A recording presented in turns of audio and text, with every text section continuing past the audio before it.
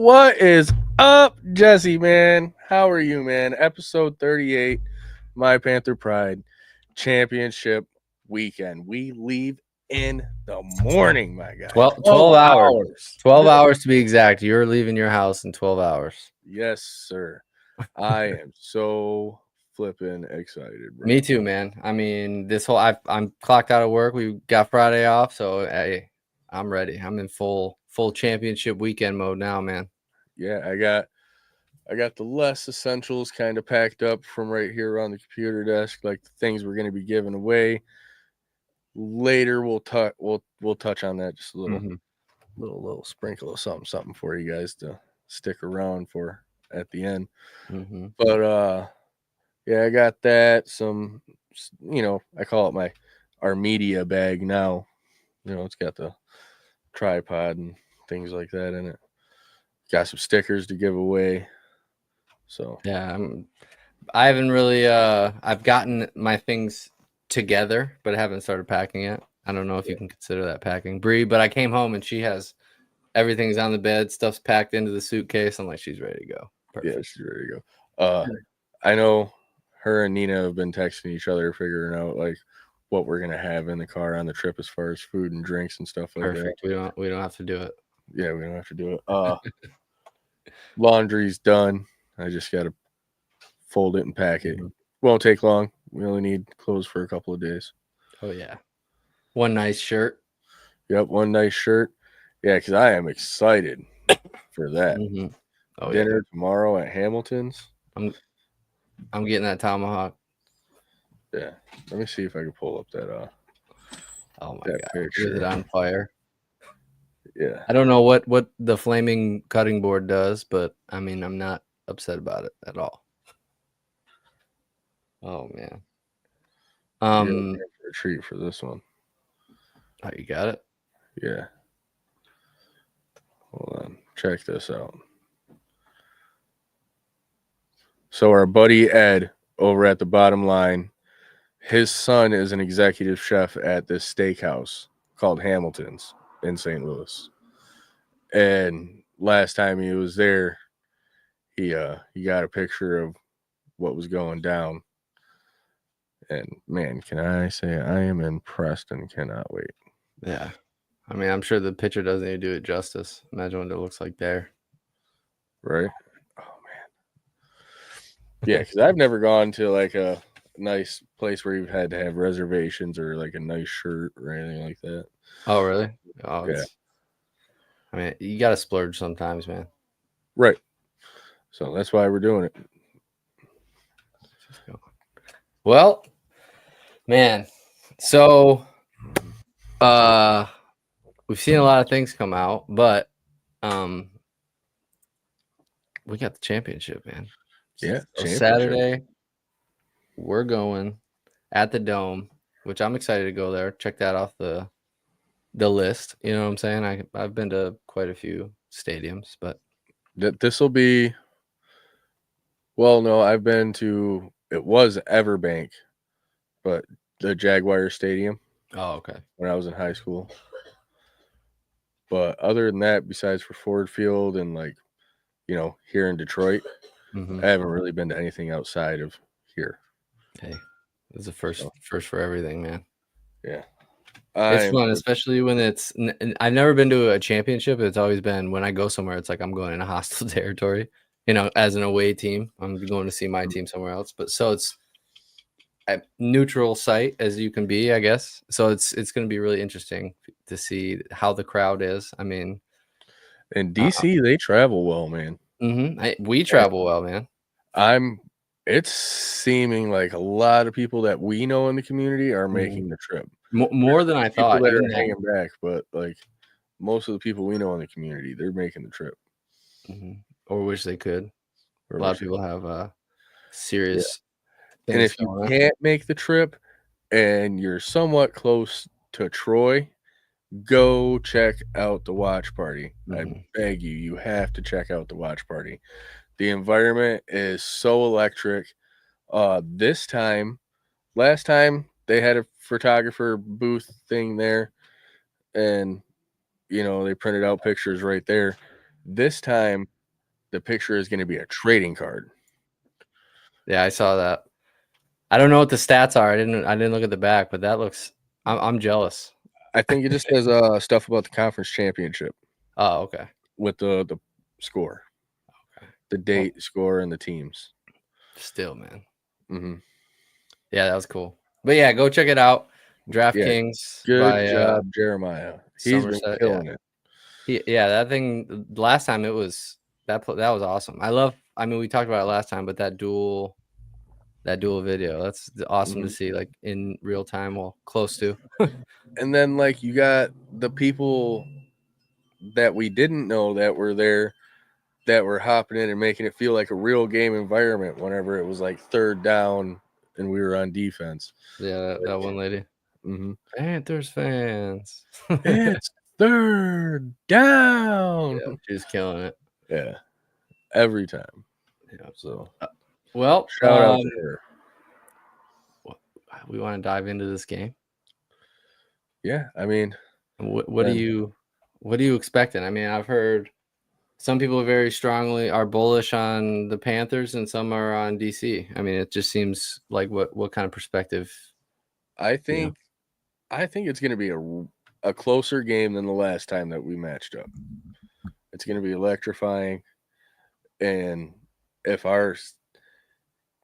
one of our main keys to success here is our secondary on defense.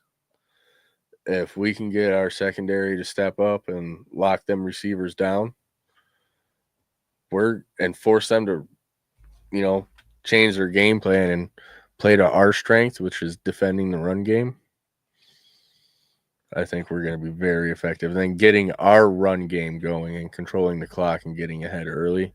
Definitely. I think controlling the clock is going to be crucial, but I don't know. It's going to be, I want to see what they do or how they really approach it offensively, because they seem to be leaning more on Deion Jackson in the run game. But when they played us, I mean, Tamu had 259 when he played us. So 259, 2 touchdowns. So which way is he going to go? And that was only scoring 14 points. And if I do believe, like right after our game with them is when the MVP battle like really began. He started heating up. That was like his second game that he started heating up and getting over 200 yards in a game passing. So like Teamu is a threat. I'm not saying that. Like, I'm not taking anything away from him. Like, he started off slow, but man, he's definitely found a rhythm in the second half, like second stretch of the season. He has, and this wasn't the first instance when we've seen it, but this was the Houdini game. This was when he threw that, evaded, I don't know how many, a straight rush, rolled out to his right, and then threw it to Hikatini for that touchdown. Or just that crazy run on the sideline with the spin move to get into the end zone. That was that wild game. So, DC definitely, they have a great defense, but when we played them, they didn't have an answer for Bryce. Yeah, exactly. That's what I'm. And then since we've played them, Bryce only played 2 other games, so it's not like he's had a lot of film. Last week there's a good amount to go off of there, but we'll see how Marcel changes up the game plan going against DC. Or if he does, we leaned on, if I remember correctly, we leaned on Malik Turner a lot. So, that's been a recurring theme throughout these games since then. Yeah. So I don't see a reason why those two can't shine as well. And if he's paying attention, you are no longer a Padawan. You don't need the braid. You're a full-blown Jedi, my guy. Is that a true stat? I could believe it. Yeah, I don't doubt it. We'll have to bring that up again. Yeah. Well, we have somebody here that probably has that worked up. He might know. Yeah. Well, we want to just bring that up right now. Yeah, let's see what he has to say and what keys to success.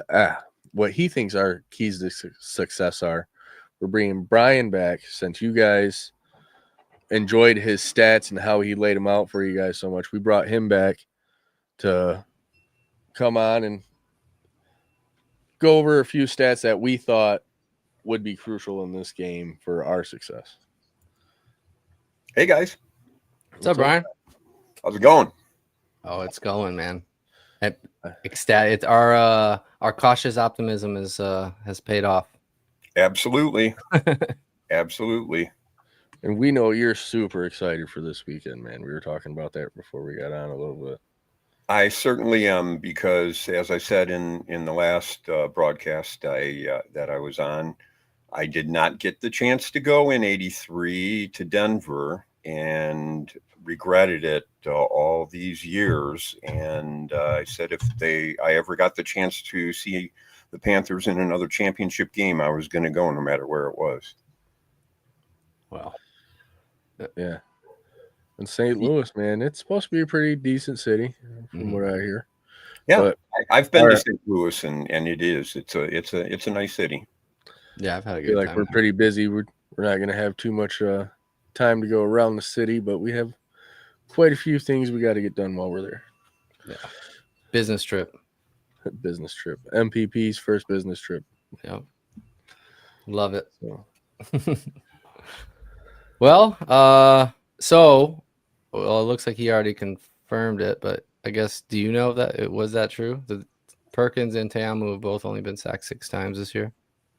I would, without pulling that up on in the UFL stats, that does sound right to me.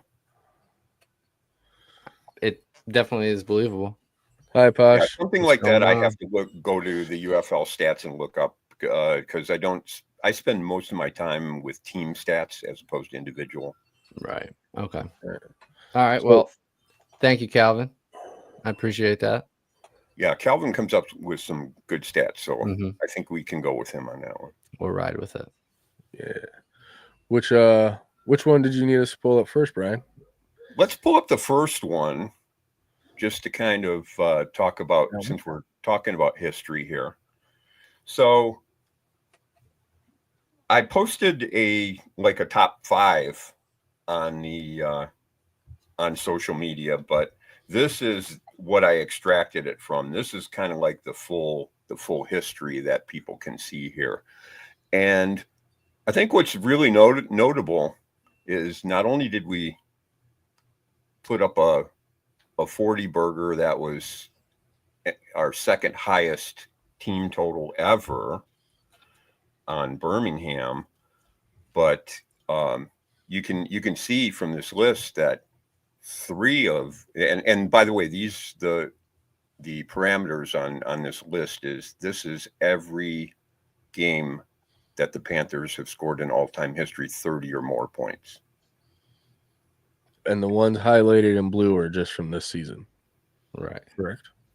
Correct. And what's impressive when you actually look at them, Houston had a decent season, especially towards the end. But when we, both of the times when we played Houston, they were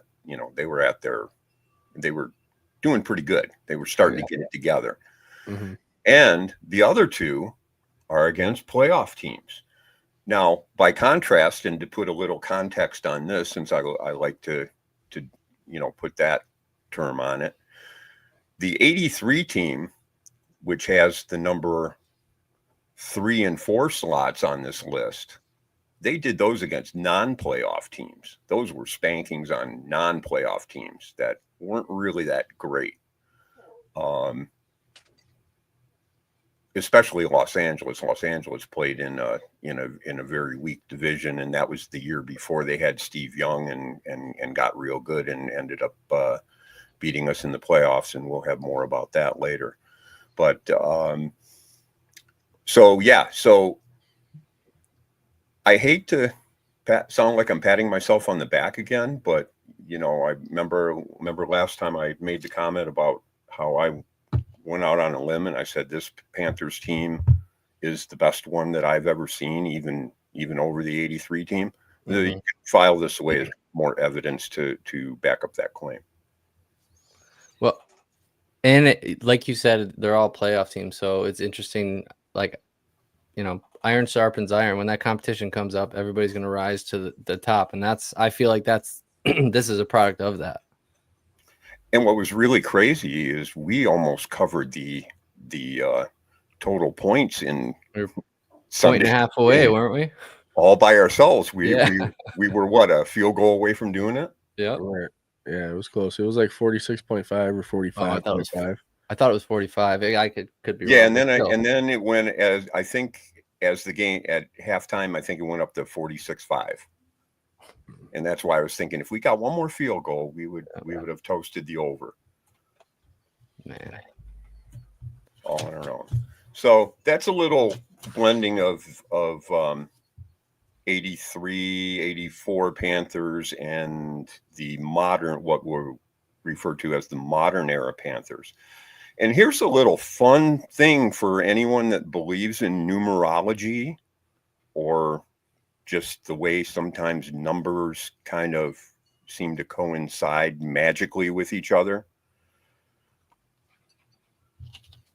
This game on Saturday will be the 83rd all-time Michigan Panthers game, regular season plus playoffs. 76 regular season. We played 6 playoff games. Saturday will be our 7th for a total of 83 total games in franchise history. It's a team of destiny. And what year did we win the championship? Yeah, remind us. Sounds kind of familiar to that 83 number that I just spoke of. Man. Yeah, that is I love it when numbers come together like that. Yeah, no kidding. Especially being a statistician. I bet like that's just like a aha moment. Yeah, you know what? I didn't really realize that until I was working something up this week, and I said, "Whoa, 76 and 7, crazy." So fun with numbers. Yes. All right. Well, which one you want up next here, Brian? So we need to get into talking about DC. So the second one, I guess because we're going to need to blow it up because it's so long, I'm going to need to screen share it. So let me load it up for screen share. Okay. Just because it's a long document, and when he blows it up, it'll make it easier for those that are watching on like a phone or whatever. Exactly. Because even I have to like blow it up to full screen to be like, what's this? Yeah, some of them. So hopefully I'll be able to do this again without disconnecting myself like I did the other day practicing it. We have faith in you. Okay. Okay. I know what I have to do. Oh, just got the email with the address of the house. Yeah. Nice. Bang, bang, boogie.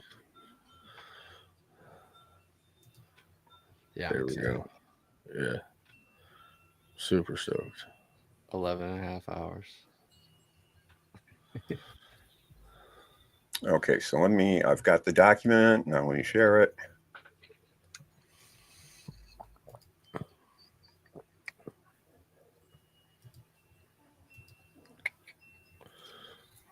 That work? Did we both click it at the same time?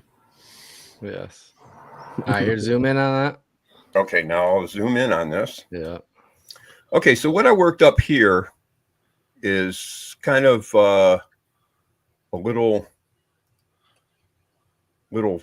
thing like I did last week on the PAT conversions, where I showed not only us and our opponent, but also how we did against our opponents this season as well. So what we have here is a comparison of DC and us.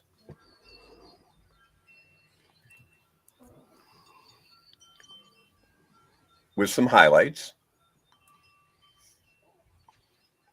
and I figured that we could just kind of roll through and pick point a few things. But what it shows is how DC performed, as well as what their opponents performed against them, and the same thing for us.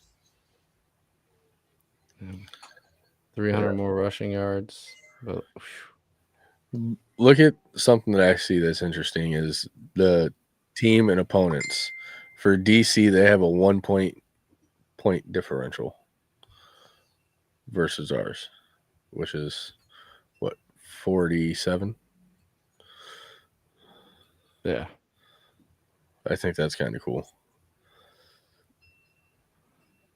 That means rushing yards. I mean, we clearly lean one way, but look at their DC's total passing yards. They got 2,500 to 1934. Yeah, they got almost 600 more passing yards. Yeah. And then we got our opponents are getting 300 more, almost nearly 200. All right, I know you got some gems hidden in here, Brian. What do you got? Yeah, we'll scroll a little bit here.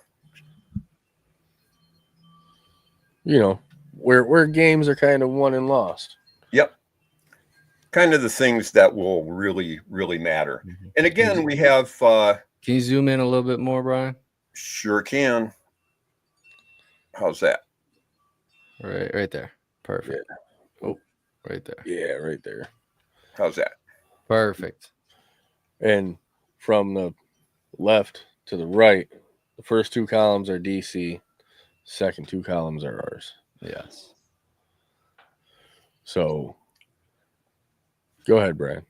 Okay, so well, a couple of things that I made notes on here, and actually Jesse kind of prompted me about it because we were talking about red zone visits, and I actually wanted to, you know, in addition to the comparison here, obviously ours stand out as really good, and especially with our opponents against us, you know, being really good. So I wanted to find out how we in DC both ranked. In terms of red zone scores, we were number 1. DC was number 2 in the league. Birmingham was number 3 with 17 red zone scores. Percentage-wise, our 66% efficiency in the red zone was tops in the league, just like our red zone visits. Birmingham came in number 2 at 61%. DC came in number 3 at 59%. So we're talking about 1 and 2 in red zone scoring with us in DC, and 1 and 3 in red zone efficiency. And then to move on from red zone, we can see that we have a very similar situation going on with conversions. Good point, Calvin. Calvin says the Panthers are also 4 for 4 in the red zone against DC in week 6, whereas DC was 1 for 2. So that's that game specific, but we're looking at season wide. But yeah, that's a good point. Right. I feel like our defense is super effective in the red zone. Yes, they are. They do very well. And it's great to balance a great offense with a really good defense too. Mm-hmm. I mean, it makes you hard to beat. I mean, even if they there has been a few teams that have walked us down the field, but as soon as we get to like that 20-25, that red zone area, something changes, like that defensive package or Colin Bowers calling something different. Yeah, that short field, man. And then we got a lot of people who like contact, so they tend to lean up that way anyway. So with that short field, it gives them more reason to come down and make plays. Yeah, it definitely gets tough to score on us inside the 20. Absolutely. So now if we look at conversions, speaking of scoring, we have a very similar situation going on this week that we did with Birmingham last week, where we can see DC is more likely very heavily to go for 2 after scoring. 3 for 18 on 2-point conversions, only 4 for 8 on 1-point conversions. And then if you look at the breakdown below each one of those, they're pretty telltale. That tells you when they do go for one, they're almost always going to rush it. Mhm. And when they do go for two, they're almost always going to pass it. Yeah, those are and very interesting to see that they are 3 for 18 for 2-point conversions, even though. Mm-hmm. Yep. And especially since 17 of them were by air. Mm-hmm. And even till they're one. Yeah, that's Right. So what does that rank? Did you look at that? I did not. Rankings? Okay. I know it's a lot. But I do have a file. I do have obviously that the master file that I have on PAT conversions ranks them all. I could pull that up if you really wanted me to. Maybe that's for just a message later. Okay. Yeah, I'll do that. I'll screenshot that from my master UFO file and I'll spreadsheet and I'll send it to you. So and then when you compare the fact that they're likely to go for two after scoring and it's almost always going to be by air, you look at the fact that we're obviously, as everyone knows, more likely to just go for one after scoring, but we're a little more balanced. We might pass it, we might run it. Just the fact that Right. Toa is such an animal, getting things in from inside the 5 isn't necessarily indication that we're always going to run it. I mean, look at that. 10 of our 26 have been passes. And, even against Birmingham, it was that way. He threw to Hicatini for a conversion, and we're not just running it for a conversion. Samson, you get Samson in there, and then it's really it seems like Samson and Toa are our extra point combos. So like it's funny because Toa is like an every down back, but he's also like the gadget extra point back, which is kind of funny. Like throw him in and he's gonna get it. Like he's gonna get it. Yeah, you're gonna feel it when he hits you too. Like when he lowers his shoulder, you're gonna feel it. Yeah. Toa the Samoa. So what do you think? I've heard some rumblings about people are saying that we're just super boring and vanilla because we go for one. I think it's effective. Remember we talked about one in the league with the most points scored on extra point conversions. Yeah, and who cares if we nickel and dime our way the whole way there? Yeah. We're not trying to go for threes. Like layups score points too. I agree. I'm in the same boat. Just so you know. Exactly. Yeah, and I got offended by that real fast. Well, and here's the thing. Remember that I framed the whole talking about PATs last week under the explanation that it's a way that teams manipulate the scoreboard. So if we take that sure one, which we do almost all of the time, it forces teams to have to really try to be effective with their twos. If they're a team that has a penchant to go for two, like Birmingham and obviously DC here, they've got to get that. They've got to get that, because if they don't, they're a point down. And you add up those point down here, point down there, and it puts you in the position where Birmingham was, to where they were going to need to do a 9-point score to have a chance at catching us. So that's where taking that, and it's not a sure one, because obviously the numbers bear that it's anything but automatic, but you get enough of those ones on the scoreboard and it forces teams to have to really convert the two and possibly 3-pointers to be able to leapfrog you.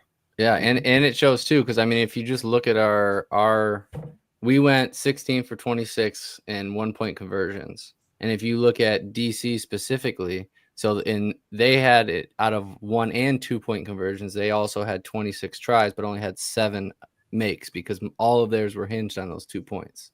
Right. So we're walking away with 16 points versus their 7. Right. Yeah. And we also have 2 3-point conversions. Yeah, that was just those numbers matched up perfectly, Yeah. so I just used it. But Yeah, well, remember the 2 3-point conversions are a little they were both skewed moved because closer. neither one of them was from 10 yards. They Mhm. weren't true 3-point conversions. They Right. were from one was from 2 and one was from 5 due to penalties. Mhm. But Calvin Thomas, he has something to say. DC has a weakness that can be taken advantage of either way. They're 7th in the league on completion percentages allowed, and they're dead last average on rush yards given up by their defense. Well, Which having that bodes well. yeah, that bodes To well say for the us least. because If we you have want to a scroll up great again, you can look rushing at our rushing differential versus Yeah. our opponents. And both of those things that he was talking about were in that packet that I sent both of you guys this afternoon with the highlights.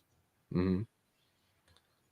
Yeah, rushing yards. They have 989. They let up over 1,000, over 1,100, almost 1,200.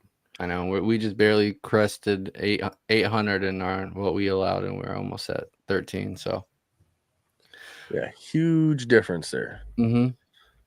So all right, well, Yeah, and really, when you look at looking at the total passing yards, I would put out there that the reason that ours aren't as high is because we didn't have really all that many explosive passes this year. A lot of our passes were there were a lot that were, say under 15 yards and then, maybe some yards after carry. But here's another way to look at it. You don't have to have those big, long, explosive bombs whenever you're starting at the 40. True. We have some hell of good receiver returners. Like they were named like the best special teams duo in the league or something like that. And there's other factors too. They're like, if you're not playing from behind on the scoreboard a lot, you don't have to try the explosive plays. If you're doing long methodical drives like we did against Birmingham, you don't need those big game plays. Right. And like we were talking about at the watch party, sometimes it's better to have those 6-7 minute long drives that take 13, 14 plays to get down to the end zone to score, just to take that time off the clock so they don't have that time. That's right. Can we just give Marcel his flowers for calling just simply a master class effort against Birmingham? He's in his bag, and it's at the perfect time, man. I mean, everybody was really worried. I mean, we kind of discussed it already, but everybody's worried about a lull going in, especially with 2 weeks for Perkins, especially, but then everybody coming out of it, and then even the people that we had inactive last game for the conference championship. So I'm glad that we started hitting on all cylinders, and I think that the unity that we've talked about all something I learned season helped is, how like the inactives and IR players didn't travel for any of the other games. Yeah, everybody travels for the championship game. Everybody's gonna be there. Everybody. Full house. Yes, sir. I'm so excited. Yeah. It's going to be something. Yes, that was crazy. One stat I remember from this game is the second half we held them to 9 minutes of offense. That was crazy. They got less than a half of a quarter to play ball. That's how you do a half of a quarter to play ball. Hey, when you kind of get figured out, a lot of people said that we're getting our calls. Everybody knows our calls. Have you guys heard that? Our calls are obvious, but it's like, well, I mean, I don't. Whatever. It's working. We may, and he obviously pointed out that Michigan's first in rushing yards allowed. So I'm gonna tell you where you think I'm gonna go, and then Bryce Perkins is gonna take it somewhere completely flipping different. Boy, he put on a little bit of a master class. There were a couple times where he totally fooled me. I was looking for somebody else with the ball, and he still had it. It was like his fakes are now next level. They are. At that one point, we all looked at each other like, I didn't know he had it. Yeah. I thought Toa had it, and nope, Bryce has got it. Yeah, and so did half of Birmingham. Mm-hmm. It was great. Like, I've been noticing it all year. It's been more of a finesse thing that he's been working on versus at the beginning of the season where we could, sitting in the stands, we could literally hear Bryce rip the ball out of Toa's stomach. Like, Yeah, the pad. There's nothing that you can't mistake that pad clink. You know the sound it makes, and it. mm-hmm. So buddy. All right. And my Well, new Brian, you favorite want to throw thing- this last one up? Yeah, let's throw the last one up. All right. So we're going to deviate from football stats a little bit here because I'm as much as I'm into stats, I also love equipment and merchandise, which is why I do a lot of posts about those as well. So we're kind of in a little different historical situation here where we will be wearing our home jerseys in St. Louis because it's a home game for us. And this has not happened since USFL V1. And you can see I've laid out here a list of all of the times that a Michigan Panthers team wore home jerseys in a non-home game. And it happened once in 83. I'm trying to recall. It's just so hard to remember back, 42 years, but I'm trying to remember why Washington chose to wear their whites at home. I really can't remember. I don't know whether it was temperature related or whatever, but anyway, we wore our home Royal Plums in one game in 83, and you can see 4 in 84. 3 were during the regular season. That last one, which is the last time we wore home jerseys in a non-home game, was that famous divisional playoff against the Los Angeles Express that went to 3 overtimes. And fun fact, it still reigns as the longest game played in professional football history. 93 minutes and 33 seconds of playing time, even exceeds the famous 1972, I believe it was, Christmas Day game that the Kansas City Chiefs had. Theirs was like 81 or 82 minutes. So that is still the longest professional football game. Can you imagine how tired you'd be? Because that's you man. think about like soccer. I know soccer, like it goes 90 minutes, unless there's plus time. But that's like constantly running, and I mean, I know they run a ridiculous amount, but that's pure football time. Like clock is running. That's wild. Yep, and actually, that picture above there is from that game. Dang. Was it? What do you know? What time? I wonder if was it a late game? Do you know? No, it was Obviously a day game. I actually have. I'll send you guys it's out there on YouTube. You can watch the entire game. Somebody put the entire game up on YouTube.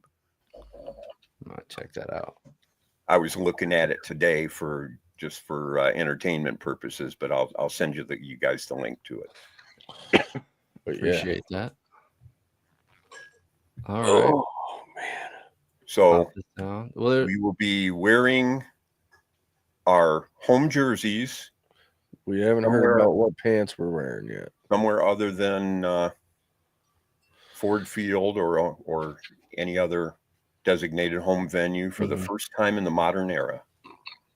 Breaking them out. I did want to touch on maybe the awards because they kind of been slowly trickling out, which I think is kind of weird. Yeah, I think it's to kind of keep the hype throughout the week, championship week. But the award that came out today, can we touch on that one real fast? You got it? Which one? Coach of the Year.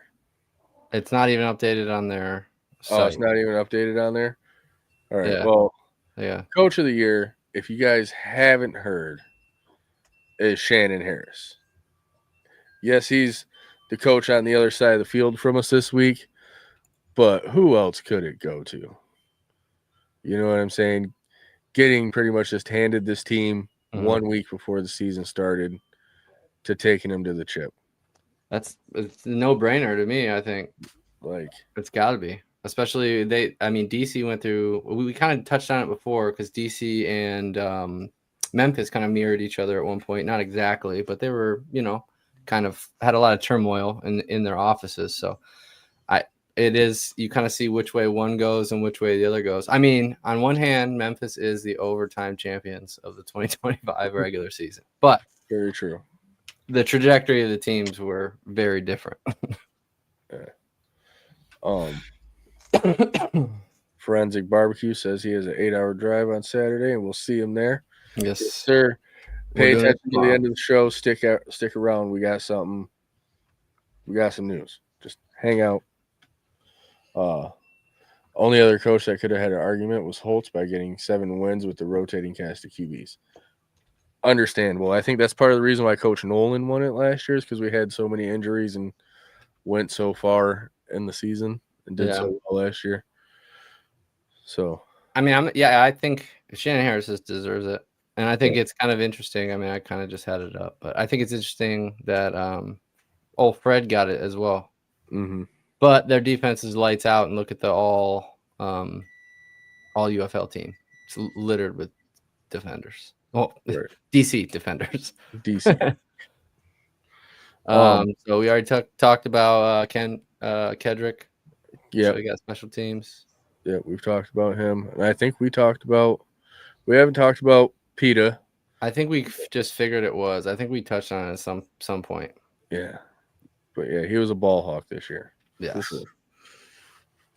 And then obviously Perk, but offensive player of the year. Is this gonna be? I mean, I've heard it's not at offensive player of the year, so Jordan gets MVP. That's what I'm thinking is gonna happen. Have I asked you about this, Brian? I think that's kind of how I read the tea leaves on that one too. It's kind of like you're not going to be MVP, but here's this. Yeah, he got all UFL, and he got offensive player of the year. Teamu MVP. And then Bryce gets the ship. As much as I would like to say our guy gets all 3 of them awards, I would love to be able to brag like that. But got to spread the wealth, man. I agree. I thought you had the injury report pulled up, didn't you? Yes, I do. Hold up. Here we go. Bam, we can touch on that as well. Yeah. So here is the injury report. I'm zooming in on the wrong. That's dumb. All right, that's as good as you get. That's as good as you get. One good thing that I noticed yesterday is that Bryce was a full go. That's huge. Yep. Perkins is I thought for sure we were going to see the limited, full probable that we've seen for the last 2 weeks, but we're deviating. Do you guys know what happened with what's going on with Kenny Wilkes? No. Still not practicing? I personally don't know exactly what he's right injured. Hip. Is it his hip? That's what it says. Injury, right hip. Man. Oh, I didn't even look there. What he did. Xavier Malone. I'm glad he went from did not practice to limited because, dude, he may not get his reps at wide receiver, but what he does on kick return and punt return, that little fake I alluded to earlier, he's been a monster these last couple of weeks. That little fake kills it, man. The fake reverse. Gets those defenders moving a completely different direction. Seriously. Gives you an opportunity to move. Mm-hmm. Any space on special teams, that's what you need. All right. Well, you want to touch on this this tailgate? Oh, yeah. Coming up on Saturday, we've partnered with Zach and Ref at PFN and Ed from the Bottom Line, and we're all hosting one huge tailgate. We're going to have smash burgers, hot dogs. We have a beer vendor. We got a few items we're going to raffle off. I'm pretty sure there's going to be music playing. There's going to be flags flying. There's burgers flying. Like, it's just going to be a great time. I'm excited to see everybody from around the league and meet all these different content creators and super fans and people that we've heard of in different fan bases that are coming out to support the league and coming to hang out, dude. I'm so freaking excited for that. Yeah, everybody in one place is the best part, and the fact that Ed had it just lined up, like it's just right there. That's awesome. He already had his spot. Mm-hmm. So, and then shout out to him. He's the real MVP here. Like, he had the grills, he has the buddy, he had the spot. He's going to do all the shopping. Like, shout out to him. Posh, Clevelander, I hope you swing by. It'd be nice to meet you in person. So, thank you for sharing the stream, too. Nice graphic, Jesse. That's good job on that. And I appreciate that. Not just on top of it being a nice graphic, let's just say he worked on it at every little second he had throughout the day today while he was at work. Well, I'm going to tell you something that really impresses me about it. I love the fact that he put the UFL logo right in between the pillars of the trophy, because I was just telling somebody, a friend yesterday, my friend down in Florida, I was telling him that a lot of people don't realize, but the two pillars of the trophy, one pillar is designed to signify the USFL. The other is the XFL coming together to be one league.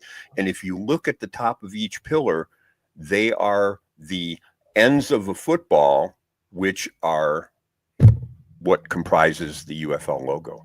Mm-hmm. Yeah, that's awesome. That was. I think it's cool. It's gotten a lot of flack, but I think, and it's solid. It's like all one solid piece, which is, it's like 40 pounds, isn't it? I don't think it weighs that much. I forgot what it said. But another cool thing that's going on is FanFest. FanFest is going on right around there too. You're going to be able to take a picture with the trophy. Something else going on where you can like test your spiral against the pros or something like that. I don't know how much time we're going to have to be able to check that out because it starts at 5, but we got to be to our gate to get our special sideline access at 5:40. Going on the field. Yes. Gates will open at 5:30. I did skip that. Autographs with Travis Feeney and PETA as well. So, is parking available there? I believe Ed said there is parking available there. If not, I'm going to pull this up just in case anybody wasn't here. So, here is the dome right here. Right here is where our tailgate is. That close. So we're going to be right in this little lot on the back side of Grace Baptist Church. So we should have right here, our grills will be on the sidewalk, and we'll have our signs up. Here, I'll just drop in. Bam, right here. Yep. That whole little grassy area, that's where we'll be. So probably in the church. I know I'm going to try to get there and drop the car. We're going to try to get there and probably drop the car early, like when Ed goes to set up, and then maybe we rent some scooters and rock around St. Louis for a little while. Maybe, man. We got to set up some stream. Something. Yeah. Oh, yeah. We'll definitely have like a stream going on during the tailgate. Right. I'm just saying, like, between the time that we get there to help Ed set up and downtown, the time the tailgate starts. Yeah. Go check around downtown out on the Posh. Is there like scooters, electric scooters available to rent downtown? I know there is in downtown Detroit. I don't know about the Lou. So also, the Dome at America's Center is within walking distance of the Gateway Arch. Oh, okay. Is it? Yeah. Mm-hmm. Oh, yeah. I would highly recommend going up in the Gateway Arch. Where's the arch? Oh, it's right. It is. Wow. Look at that right there. Oh, yeah. I would highly recommend going up in it if you get the chance. I don't like heights. You don't like heights? You don't eat. Well, Neither do I, but you don't even really notice it that much. I'm a wussy. I'm a wussy. At least you know that. Yes. Like, I don't know. I can walk around on a roof and stuff like that, but if I'm on like some shaky scaffolding, my knees are clapping together like I'm a baby horse. Oh man, I used to be that way, but when I did iron work, so I'd be up hooking stuff from the crane together. So you kind of just have to get used to it. You're tied in, so it's like if I fall, it's probably gonna hurt, but I'm not gonna die. I'm gonna stay 6 feet from this beam. Yeah. All right. Well, is there anything else we got? We got the tailgate. Oh my Yep. god, it's time, man. Yeah, man. It's time to eat dinner, take a shower, and wind down and wake up and get the fuck out of here. Yeah, for real. I am so freaking. When did you say you're leaving, Brian? We're leaving tomorrow evening. Okay. So we won't see you until probably the tailgate. Yep. Right. Okay. I'm like Jesse. I've just done pre-packing. I haven't actually put anything in the suitcase yet. Just kind of corralling things together. Exactly. They got- I call it pre-packing. Yeah. It looks like it says a bike share, so we might be able to rent some bikes. There we go. Thank you. So we're gonna have a scooter imagine gang it- down there. Dude, let's do it. Just a bunch of Michigan fans rocking Yeah. around on scooters in our. We gotta Panthers make a gear. video with the district I'll get defender. the selfie stick and I'll be like, We it's can- the Panthers on the prowl. We can joust him. Yeah, start jousting.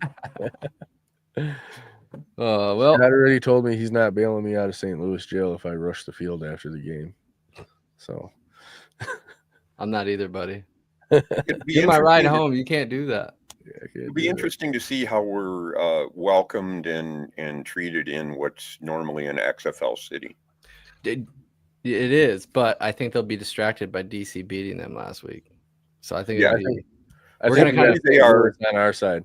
I Yeah. think we have Hopefully they are most the of the bitter league on our hawks. side, to be honest, Bitter Hawks. The Swords Hopefully with they're the Wings. bitter hawks and they want to see DC lose.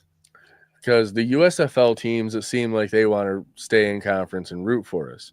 The Mhm. XFL teams, they're all bitter at DC and they don't want to see them win. Yeah. So Hey, Yeah. we'll take whoever we can get. Come to the side. Come to the light side. Well, because that's the dark side for sure. that's the dark side. DC, and we played them on May 4th. We did. The dark side. Telling you. Dark side. All right, man. You ready to get out of here? Yeah, I'm ready to get out of here. I think I gotta I'm go food about finish time. my pre-pack. Well, it ain't pre-packing now. You better finish packing. It's Oh, time to go. It's game yeah. time, buddy. It's time. So Yes, sir. Brian has his claws out. He's ready to go. But as always, Panther fans, remember, Let's hunt. let's hunt. I hit you quick.